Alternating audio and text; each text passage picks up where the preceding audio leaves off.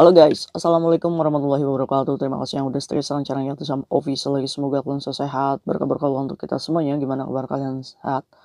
Alhamdulillahirrahmanirrahim. Kayak sama waras masalah kasam doakan yang lagi sakit Allah sehatkan. Teman kasam yang berjuang untuk memajikan tentunya diberikan kekuatan sampai finish. Teman kasam yang bahagia juga tentunya jangan lupa bersyukur. Kalian lagi pada ngapain cuy? Kayak Sam hari ini akan berbagi satu kisah. Ini juga mungkin banyak ya terjadi di teman-teman kita yang kerja di Hong Kong, bahwa memindahkan barang majikan ya kan, kayak blender atau apapun itu, terus ngelap meja, memindahkan barang-barangnya. Awas ya, ini juga bisa menjadikan faktor kita di terminate. Ini bukan masalah kita nggak bisa kerja, tapi majikan yang kurang sabar dan juga majikan yang emosional, temperamen. Karena karakter orang Hong Kong itu tidak semua orang itu bisa mengajari kita itu dengan pelan-pelan. Karena orang Hong Kong itu times is money. Jadi cepet. Jadi kita tuh harus ngerti. Tapi kalau misalkan kita punya inisiatif sendiri pun, itu pun dikirainya kita itu sok keminter. Nah, ini rada bingung-bingung susah ya untuk menghadapi karakter orang Hong Kong. Tapi nggak apa-apa, semua itu perlu adaptasi dan perlu belajar. Tapi apa yang menjadi komplainan majikan, ini yang harus kita benar-benar follow ya atau ikuti. Jadi ada pekerja migran yang 9 bulan aja bekerja, ini endingnya dikarenakan salah memasukkan ini Royco cair kayak gitu lah cuy ya. Yang corn itu loh ya. Nggak tahu pork atau chicken gitu. Jadi yang tinggal setetes gitu, rasanya udah kayak kaifan lah, kayak gitu, kaifan cair itu loh. Nah, itu terakhirnya itu gara-gara dikasih itu sup ikannya. Jadi majikan itu ngomong dia stupid apa dan lain. Dan akhirnya dia dikembalikan di agensi, tapi hak dan semuanya terbayar ya. Termasuk tiket pesawat, karena melihat tiket pesawatnya katai, terus pekerja migran ini juga masih sistemnya masih ditahan ya, maksudnya belum lebih dari 11 bulan, masih 9 bulan kerja, otomatis si pekerja migran ini dianjurkan oleh agensinya untuk pulang dulu. Jangan sampai tiket pesawatnya hangus. Karena apa cuy? Karena begitu dikeluarkan besoknya dia harus terbang. Jadi gimana ya, sedih-sedih gimana gitu, padahal hal sepele yang sebenarnya bisa kita pelajari gitu kan. Ini yang menjadikan alasan kita untuk bersabar lebih sedikit lagi ya, untuk bisa berjuang kembali ke Hong Kong. Kita sebut aja Mbak ini namanya Mbak Sri. Mbak Sri. Kangen sama Mbak Sri nggak disebut-sebut kayak di sana ini. Jadi si Mbak Sri ini datang ke Hong Kong itu 9 bulan yang lalu cuy. 9 bulan yang lalu dia bekerja dengan majikan yang termasuknya masih produktif ya. Masih bekerja. Majikannya juga di rumahnya itu ya kalian tahu sendiri kan ya, walaupun jarang di rumah karena sibuk bekerja, tapi majikan ini nih memiliki semua alat-alat seperti blender dan lain-lain, dapurnya full dan lain-lain. Karena kesibukan majikan yang kerja, jadi mungkin dia merasa bahwa saya ini butuh cece untuk membantu beresin rumah, masak, ya nggak sih? Karena efisien waktu. Menurut dia adanya cece itu bisa membantu pekerjaannya. Singkat cerita nih cuy, si cecenya ini kan lagi rajin-rajinnya kerja ya. Jadi semuanya dilap, dari lemari semuanya dilap ya kan. Dan termasuknya si cecenya ini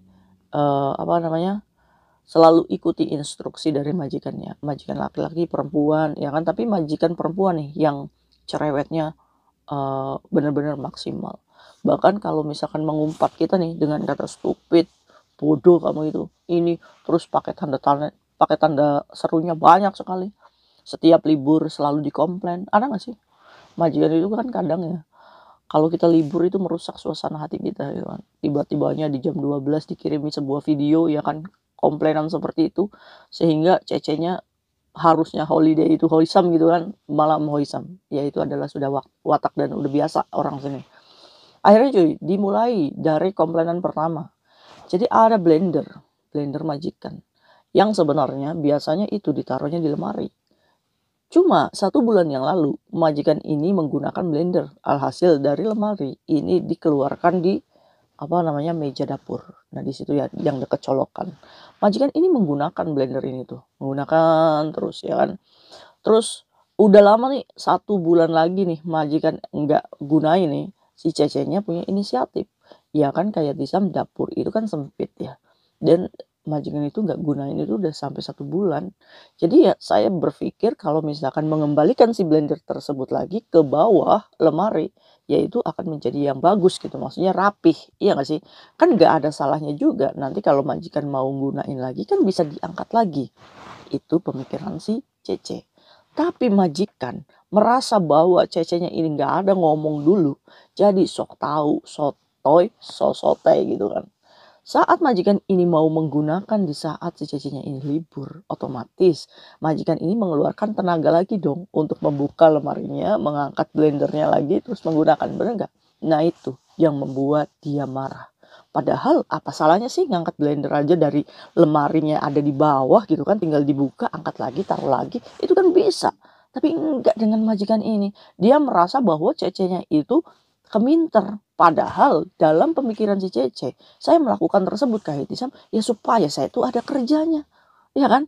Nah, itu tuh satu tuh kesalahannya. Akhirnya si majikan ini saat Cecenya libur, saat dia mau menggunakan blender, dia foto tuh blendernya. Terus dia komplain sama Cecenya, "Kenapa kamu memindahkan barang saya seperti ini?" katanya gitu.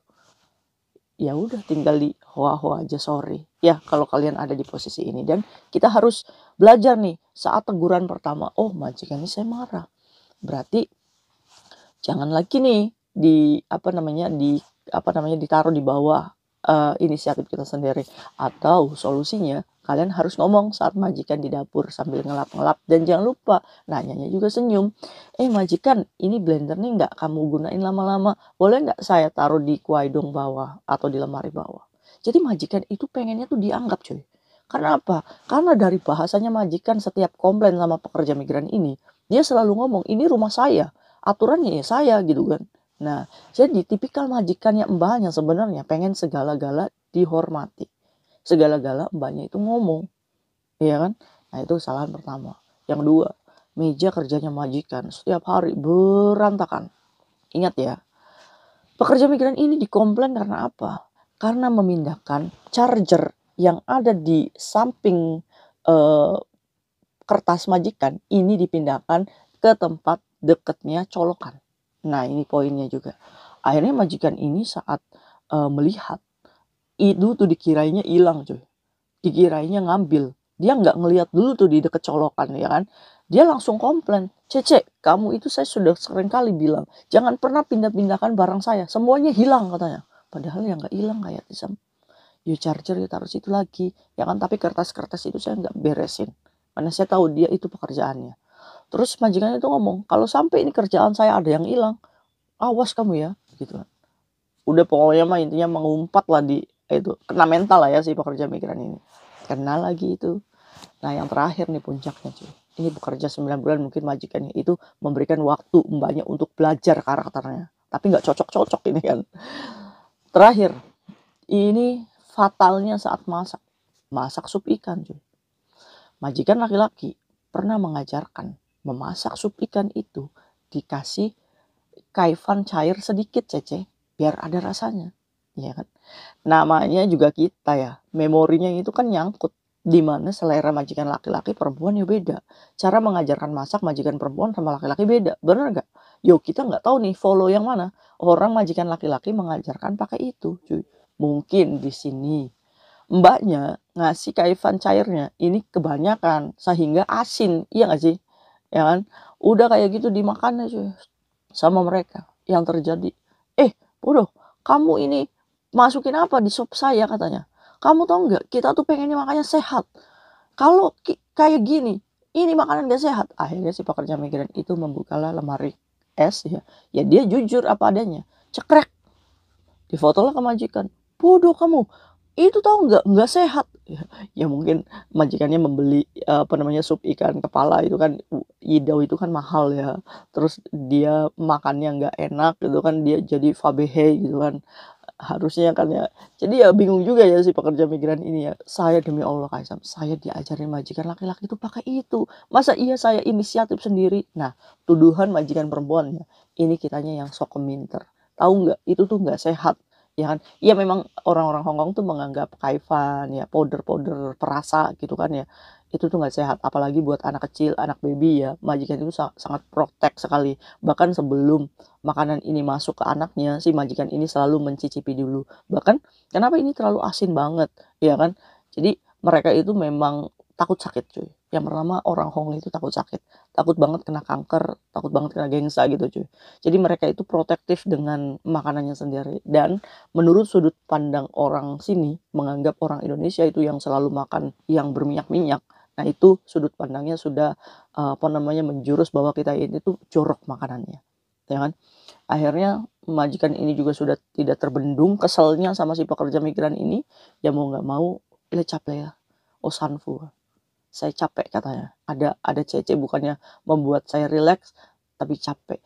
Nah mungkin tipikal majikan yang mandiri ya, independen ya. Jadi saat kerjanya itu tidak sesuai sat gitu kan, tidak sesuai ekspektasi gitu kan, ya fire. Aduh ya gitulah kalau misalkan majikan yang kerja gitu kan. Ya udah, terus gimana? Kamu mau cari majikan lagi nggak? Kata agennya suruh pulang dulu Kak. Oh ya udah. Berarti kamu ingat ya, kamu datanya masih dipegang sama PT, minta lagi sama PT dicarikan lagi job kalau misalkan kamu masih pengen ke Hong Kong ya. Itu cerita teman kita yang suka mindah-mindahin barang, sebenarnya bukan pindahin itu bukan sok tahu, tapi memang ya namanya kita kerja gitu kan, ya pengennya rapi gitu kan, tapi kita juga lupa bahwa ini adalah rumah majikan, bahwa kerapihan yang kita lakukan itu tidak semuanya dianggap bagus sama majikan kita, ya. Lalu itu adalah cerita, kira-kira sama nggak nih sama kalian yang suka dimarah-marahin sama majikan gara-gara padahal mindahinnya cuma di situ gitu kan, tapi kita udah dituduh-tuduh ngilangin lah, mencurai lah, dibuang lah. Berarti itu sebuah karakter yang sudah biasa ya. Mau itu sharing guys sama hari ini, semoga bermanfaat untuk kita semuanya. See you next video. Bye bye. Assalamualaikum warahmatullahi wabarakatuh. Bye.